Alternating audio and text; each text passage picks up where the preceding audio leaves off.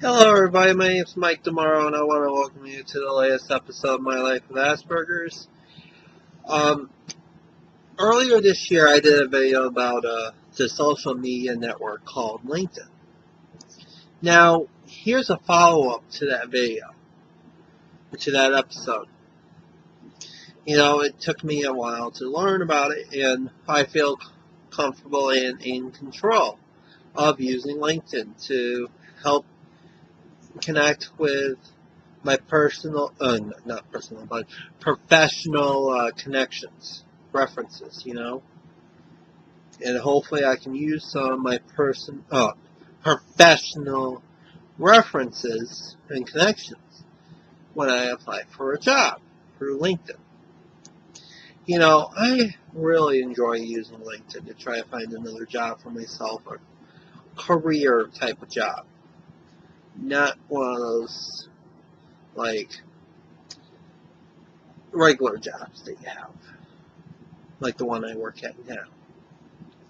You know, I really enjoy going on LinkedIn and connecting with people that I used to work with and people that I know from other places. And, it's real good that LinkedIn is a great social network for us to find jobs.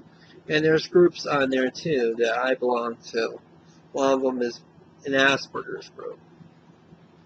And I haven't posted on that group yet, but I am going to post something in that group so that maybe some of the other people that have Asperger's, or maybe the parents of children with Asperger's that are working, could help me out, and some of the professionals too.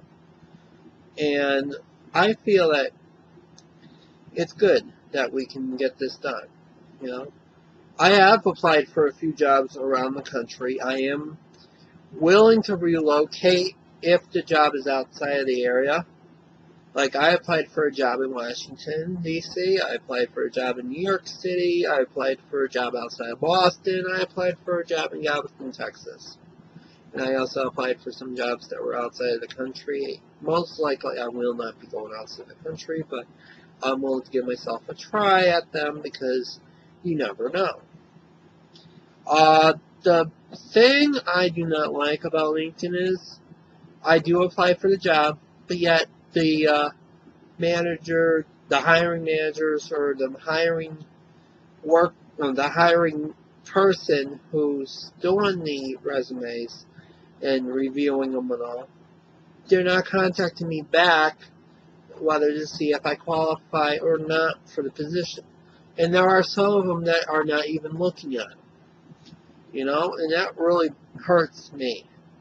So what I have done is I have actually gone on to some of these people's websites, the company's websites, and I have actually given them a call and left them a voicemail message or left them or talked to them to see if they were able to look at my resume and my application to apply for that position with their company. And I haven't gotten that many calls back from them. That's the sad part about trying to find a job on LinkedIn or any online website that you can use to find a career job. People look at my resume. Oh, he works in food service, so the only job that he should get is in food service. That is wrong. I have a college degree in liberal studies from Westfield State University 2 years ago, and you're still saying that the only job I qualify for is a position in food service? Come on now, give me a break. My passion in life is travel and tourism, and that's where I should get the job. They didn't have any degree programs like that when I was going to college. So it's hard for me to get a job in travel and tourism. I think one of my managers asked me one time what is my future career goal. And I told the person that I want to have a job in travel and tourism. And I should be able to have one. I'm a great guy. I worked at Disney.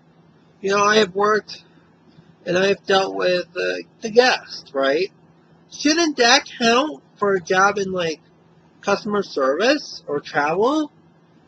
And they only see me as working in food and beverage, and that's wrong. Nobody should discriminate me like that, especially on a site like LinkedIn. You know, I'm hoping that there are more job openings out there, and I will apply for them. And maybe I will get a great job out there, a great job offer. It doesn't matter where it is at this point. I know that Springfield, Massachusetts is out of the question because Springfield does not have a whole lot of travel and tourism jobs. Boston, I can count in as a choice because they have a few. New York City, I can probably count in because they have some, but yet the price of living is a little bit high. The city I would want to move to if I couldn't stay here in Orlando area would have to be Washington, D.C. And I choose Washington, D.C. because that is where the government sits in this country. And if I were to move to Washington, D.C., I would enjoy the history of the country and know a little bit more about the government. And if I had a travel and tourism job, that'd be perfect because I can help people guide through Washington, D.C. I would love to have a job like that. I have applied for a job at the United States Mint to be a tour guide. I have applied for a job at the House of Representatives so I can help out with the government. Now, neither one of those jobs were on LinkedIn, but I applied anyways because I wanted to see if I would fit in, I would really love to have a job in Washington, Las Vegas would be out of the question because it's all gambling and partying, and I don't think I would want to be around that environment in a city like Las Vegas. Los Angeles is a toss-up because you have all the movie studios out there in Hollywood and but at the same time, all the roads are too busy and they don't have a transit system like a subway. They have buses, but they don't have a subway system, like they do with the other cities out east. Philadelphia is a toss-up too, because I would love Philly, but I'm not a big Philly fan. So, I would love to just have a job there if I had to. But I probably would have to live in New Jersey, Now, Myrtle Beach, South Carolina would be a good choice, too. Because you have a lot of tourism based out of Myrtle Beach. But Myrtle Beach is like here in Orlando, So, I don't know. Chicago would probably be a good fit, too. Because Chicago might have some tourism possibilities there too. So, I'm not real sure. Texas, Dallas, and Houston, I'm not real sure on that one either. There might be some tourism possibilities out towards like Galveston. And I did apply for the job through Galveston, Texas. But I don't know right now. Williamsburg, Virginia, that'd be a great place as well because that's where history is, and nearby in Yorktown, that's where the Revolutionary War ended. So, I mean, I could live in Williamsburg, Virginia if I had to, and Norfolk and Virginia Beach area. Cape Hatteras, North Carolina is a toss-up right now as well because I love Cape Hatteras and the Outer Banks, but the only problem is it keeps being hit by the hurricanes that go up the Atlantic Ocean. I don't know if I want to be in that path when a hurricane comes. I know hurricanes hit here in Florida too, but I haven't witnessed one since living here. I have witnessed the rain and all, and the wind, but no damage, you know? I haven't really witnessed anything while living here, you know? So I've been pretty lucky since I moved down here that I have not been, that I have not had to witness a major hurricane or a storm, you know? So I am hoping that I can have a job position in the travel and tourism field that I can find on LinkedIn. And I am hoping that I'll connect with more people on LinkedIn as well.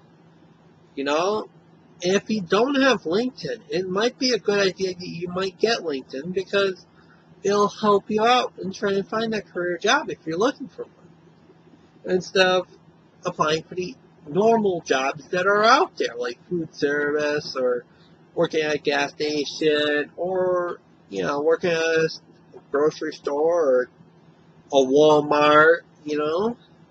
Those type of jobs are not for you if you're looking for a career type of job, you know. So, but anyways, I hope to see you on another episode of My Life with Asperger's. And if you want to add me on LinkedIn, just go ahead and type my name and find me. I'll add you. Just let me know that you watched My Life with Asperger's and if you're a fan of My Life with Asperger's. And I'm on Facebook too. So I'll talk to you guys all later.